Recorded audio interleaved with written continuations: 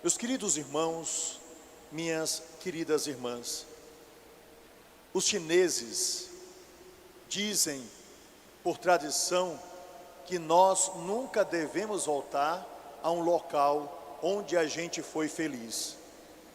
Essa frase pode parecer muito dura, mas quando nós passamos muito tempo sem visitar um local onde nós vivemos, a gente percebe as mudanças acontecidas. Muitos amigos se foram. Aquela árvore que eu brincava na minha infância talvez tenha sido cortada. A casa já não tem a mesma cor e talvez as pessoas não sejam as mesmas. Mesmo assim, o Evangelho de hoje nos mostra um ensinamento novo. Jesus volta a um local onde ele foi feliz. Jesus volta a Nazaré, que fica no norte de Israel. Jesus volta para o lugar onde ele fora criado. E por que é que Jesus volta a Nazaré? Quando nós voltamos a um lugar onde a gente viveu, onde a gente conviveu, a gente tem a possibilidade de resgatar sabores, cheiros, imagens, lembranças.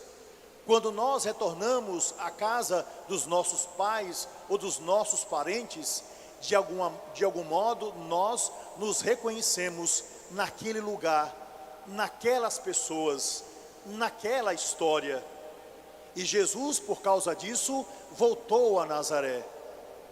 Da sua caixa consagrada, em um dia de sábado, nos disse o Evangelho de hoje, ele vai tirar o seu talite, ou seja, o manto sagrado, o manto da oração, para ingressar na cultura que ele conhecia, mas também para dizer àqueles que fazem parte do seu povo, aos seus irmãos e comunidade, algo novo, porque a palavra de Deus sempre nos revela aquilo que é melhor, porque a palavra de Deus resgata em nós a palavra do passado, mas uma palavra para o tempo presente, porque a palavra de Deus faz com que a gente seja capaz de dizer o que os profetas disseram, os que os sábios proclamaram e o que a vida foi capaz de manifestar.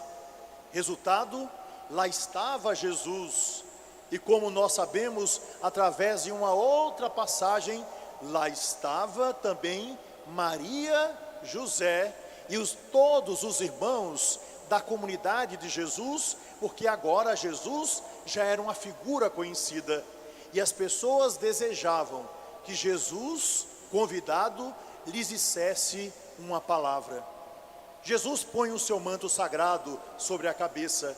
Ele traz também no seu braço esquerdo as marcas de um povo que estava totalmente ligado ao Altíssimo, ao Eterno, aquele que haveria de cumprir o que prometera, pela presença do ungido, pela presença do Messias, pela presença do Cristo. Agora, todo o templo estava ali, naquela pequena sinagoga de Nazaré.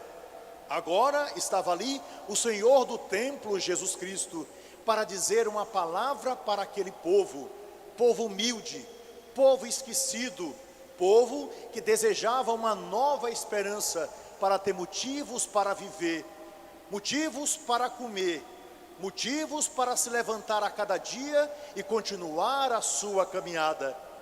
E ali está Jesus, diante de todos.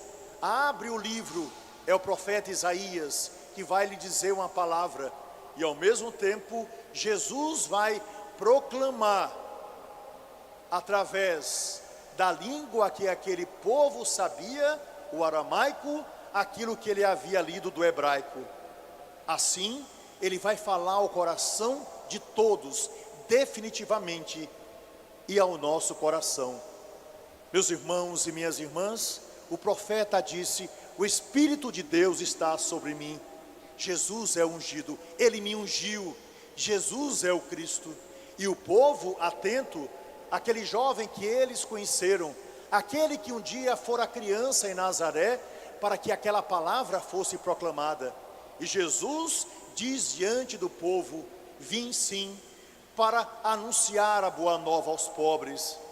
Afinal de contas, o templo estava dominado pelos poderosos, para libertar os cativos de todas as espécies de pecado, da ganância, da cegueira que faz com que a gente não perceba o irmão que está ao nosso lado, para abrir os ouvidos daqueles que não queriam ouvir a palavra de Deus, para despertar os corações que estavam adormecidos, mas também para alegrá-los, porque afinal de contas, aquele povo invadido por tantos outros povos, aquele povo tão sem esperança, aquele povo tão oprimido, mas um povo valente que venceu o faraó do Egito, aquele povo valente que caminhou durante 40 anos no deserto, aquele povo valente que era capaz de transformar aquela terra feita de areias e pedras, em uma terra onde corria leite e mel.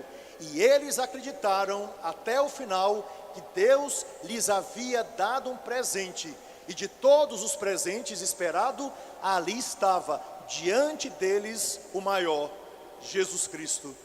Ora, meus irmãos e minhas irmãs, Jesus proclama a palavra, Jesus enche de alegria o coração daqueles que são simples. Jesus percebe a esperança nos olhos daqueles que pertenciam ao seu povo, e a palavra é proclamada, e ele diz que aquela palavra não pertence apenas a um passado, a uma lembrança, a algo que ficou na história. Jesus diz àquele povo algo que diz para nós, que abraçamos a sua palavra no tempo que se chama hoje, ou seja, hoje se cumpre esta palavra, hoje a novidade se dá, hoje a minha presença transforma toda a tristeza em alegria, transforma toda a opressão em possibilidade de uma vida nova. Quando nós nos libertamos dos pecados, quando nós lutamos pela transformação da sociedade onde nós vivemos, e quando fazemos aquilo que é próprio de cada um, na sua vocação, no seu carisma e na sua história. E hoje se cumpre essa palavra. Meus irmãos e minhas irmãs, de um modo especial me dirijo aos sacerdotes, aos padres que estão aqui presentes. Hoje nós regressamos a esse templo, e eu posso imaginar a alegria que todos nós estamos sentindo pela experiência que vivemos aqui. Muitos de vocês neste local sagrado, que nos recorda também a pequena Nazaré e a sua sinagoga, muitos de vocês aqui se ajoelharam para receber das mãos de Dom Aloysio Loscheider, das mãos de Dom Cláudio Umes, da mão de Dom José Antônio, e os 13 que ordenei no mês de dezembro passado, a grande alegria da unção recebida nas mãos, da graça recebida do céu e da vida transformada, para que pudesse contribuir na transformação do coração de homens e mulheres que Deus nos confiou para amar, para encher de alegria, para tirar as escamas dos olhos, para limpar os ouvidos, para que ouça a palavra de Deus e transforme o mundo, para que assim se reergam para uma vida nova, para que tenham coragem de enfrentar cada dia as suas limitações, e ao mesmo tempo para perceber a graça de Deus que inunda o coração. Quantas lembranças nós trazemos desde o dia da nossa ordenação, quantas lembranças desse espaço e de outros espaços que nos foram preparados, para que nunca nos falte a certeza de que nós não estamos sozinhos, a certeza de que o Senhor está conosco, e a certeza de que nós pertencemos a uma fraternidade, a uma casa de irmãos, a um presbitério, onde deve pulsar um único coração, no coração daquele que é o Senhor. Eu gostaria no dia de hoje, meus irmãos, padres, queridos irmãos também que participam conosco dessa celebração, de recordar a grande missão que o Senhor nos deu. Eis uma grande graça, quando nós olhamos para nós mesmos, reconhecemos as nossas limitações, mas inegavelmente entendemos das possibilidades que Deus nos deu através do sacerdócio que Ele nos concedeu. A graça de gerar esperança nesse mundo, a graça de clamar por justiça por aqueles que não têm voz, a graça de dizer a toda a humanidade do desejo de conversão, da vida nova, da beleza que se dá através de uma história que continua através daquilo que nós fazemos. O tesouro que nos foi dado é imenso e nós sabemos que esse tesouro imperecível, perpétuo, foi colocado em vasos de argila e nós sabemos da nossa fragilidade, nós sabemos da nossa pequenez, nós sabemos exatamente quem somos, mas sabemos quem é o Eterno, quem é o Altíssimo Senhor, quem é o Salvador, quem é aquele que nos chamou para proclamar a esse mundo aquilo que Isaías nos disse, mas que foi atualizado através da palavra de Jesus, que hoje toca profundamente o nosso coração. Nesse dia e nessa manhã, recordando fatos da nossa vida, de um modo especial o nosso sacerdócio, eu quero agradecer a cada um de vocês, pelas confissões que ouviram, não apenas ao longo dessa quaresma, mas durante todo esse tempo de sacerdócio. Eu quero agradecer pelas preocupações, pelos cansaços, por aquilo que vocês fazem, não apenas pela administração, que custa muito a cada um de nós, mas por essa presença viva em meio às comunidades, e não poucas vezes em meio a comunidades que foram destruídas pela situação social que nós vivemos em todo o Brasil e naturalmente ao redor do mundo. Eu quero agradecer a vocês por essa presença ao lado dos irmãos e irmãs, e também ao mesmo tempo pedir desculpas aos irmãos e às irmãs por nós talvez não sermos em algum momento da nossa vida aquilo que vocês esperam. Às vezes estamos muito cansados, às vezes estamos estressados, às vezes a nossa palavra pode ser profundamente dura, às vezes nós estamos também entristecidos. Os padres também são gente, os padres também têm limitação, os padres também, eles que perdoam, precisam ser perdoados. E assim, convivendo pastor e rebanho, a gente pode caminhar juntos, naquilo que chamamos sinodalidade hoje, nesse caminho de comunhão, de alegria, que Deus resgata em nós, quando olhando para Ele, a gente vive as alegrias de um progredir, porque afinal de contas, Ele sempre nos chama para uma vida nova. Assim, queridos padres, renovem hoje as promessas feitas ou nesta catedral ou em outro lugar. Renovem com alegria, com a nova esperança, com a nova certeza.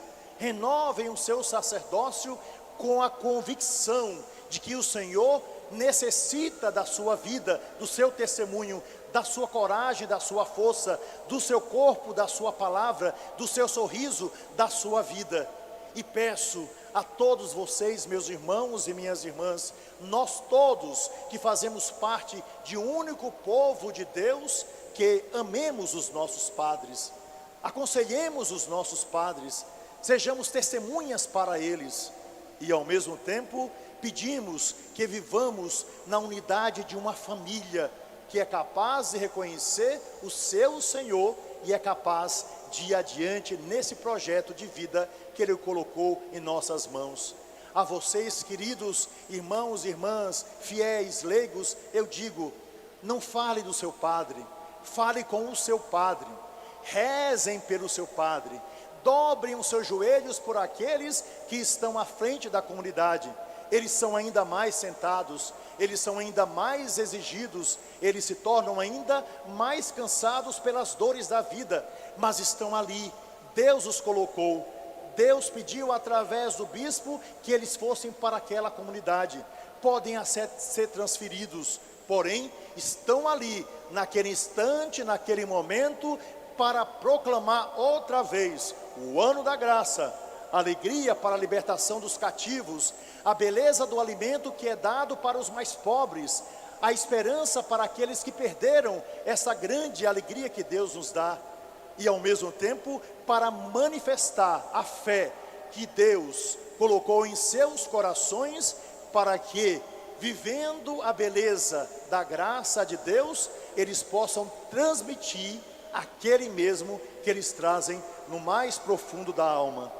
Desse modo, muito obrigado a todos vocês, queridos padres, que servem nesta Arquidiocese de Fortaleza, e aqueles também que vieram de fora. Ao mesmo tempo, peço que rezem, que renovem a fé, que criem nova esperança, e que a celebração de hoje seja um sinal visível desse novo existir, desse novo tempo que o Senhor nos dá, como um resgate do sacerdócio que Ele nos concedeu, e ao mesmo tempo do serviço que Ele pede que realizemos para a salvação daqueles que, abraçando a palavra de Deus, que comungando do verbo da vida, se colocam outra vez de pé, para levar ao mundo a certeza de que temos um Senhor, e o seu nome é Jesus Cristo. E se me permitem concluir essa palavra, eu gostaria de dizer algo que tem a ver com a nossa vida, e que parte de uma história, certamente fictícia, que nos fala da conversão de um homem chamado Santo Agostinho. E a história nos diz o seguinte: lá em Tagaste, cidade onde Santo Agostinho nasceu, sua mãe rezava continuamente pela sua conversão. Agostinho havia procurado bastante, mas nada preencheu seu coração. Agostinho continuava procurando e nada lhe satisfazia. Como acontecia todas as manhãs, ele passeava ao lado de um rio de Tagaste, fazendo o seu exercício matinal juntamente com sua mãe. E os dois caminhavam ao lado daquele rio. E Santa Mônica tentava convencer o coração do seu filho de que Jesus Cristo verdadeiramente era a resposta que ele desejava, mas ele continuava preso apenas às suas ideias. Pois bem, enquanto aquela mulher piedosa andava com seu filho, que até aquele momento era pagão, ela viu que ali no rio um escorpião estava sobre uma folha de mangueira. Resultado, ela disse: veja, Agostinho, aquele escorpião está sobre a folha de uma mangueirinha, eu vou salvá-lo. Levantou Santa Mônica o seu vestido, andou com todo o cuidado e, sabendo o perigo que estava ali diante dos seus olhos, pegou na pontinha da folha e foi trazendo o escorpião. E quando o colocou pertinho da terra, o escorpião, não teve dúvida, picou Santa Mônica. Resultado, ela passou uma semana de cama, mas depois melhorou. Estava Santa Mônica outra vez, depois de uma semana, caminhando com Agostinho pelo mesmo lugar, e ela tentando convencê-lo de que ele precisava se converter a Jesus Cristo, e ele duro, convicto. Pois bem, enquanto caminhavam, ela viu aquele mesmo escorpião sobre uma outra folha de mangueira, e ela disse: veja, Agostinho, o escorpião está ali, eu preciso salvá-lo, porque ele vai morrer afogado. E Agostinho falou: minha mãe, ele picou a senhora na semana passada, ele pode picar a senhora outra vez. E ela, com toda a delicadeza, levantou o seu vestido, entrou nas águas, pegou na pontinha ali do que seria a folha da mangueira com o escorpião, e quando estava colocando o escorpião no chão, ele não teve dúvida, outra vez ele a picou. E ela disse: poxa vida, fui picada outra vez. Mais uma semana de cama, mas ela se recuperou. E por ter se recuperado, outra vez foi passear com Agostinho ao lado do rio de Tagaste. Quando ela estava caminhando e tentando convencer o seu filho, lá estava o escorpião, teimoso, outra vez querendo passar para outra margem, ali, né, na folhinha da mangueira. E olhando para Agostinho, ela disse: o mesmo escorpião, que teimoso, eu vou lá salvá-lo. Então Agostinho falou: não, mamãe, a senhora não vai. Ele picou a senhora 2 vezes e ele vai picar a senhora pela 3ª vez. Resultado, ela disse: calma, Agostinho. Levantou seu vestido, entrou na água, com toda a delicadeza pegou na pontinha da folha, naturalmente com medo do escorpião, e o trouxe. E finalmente ela o deixou sobre a areia, e ele pulou e foi embora. E ela ficou com a folhinha da mangueira na mão. Então, olhando para Agostinho e rodando a folha, ela disse: Agostinho, a ele, pela natureza, cabe picar. A mim, que sou cristã, cabe salvar. E Agostinho deu grande salto para uma vida nova. Queridos padres, a graça que Deus nos deu foi de colaborar com a salvação do mundo. Nós sabemos que nos resgatou, nós sabemos que nos salvou. Cabe a nós proclamar em todos os lugares a salvação que Jesus nos deu, proclamada em Nazaré, proclamada aqui e agora nessa solene catedral. Que assim seja.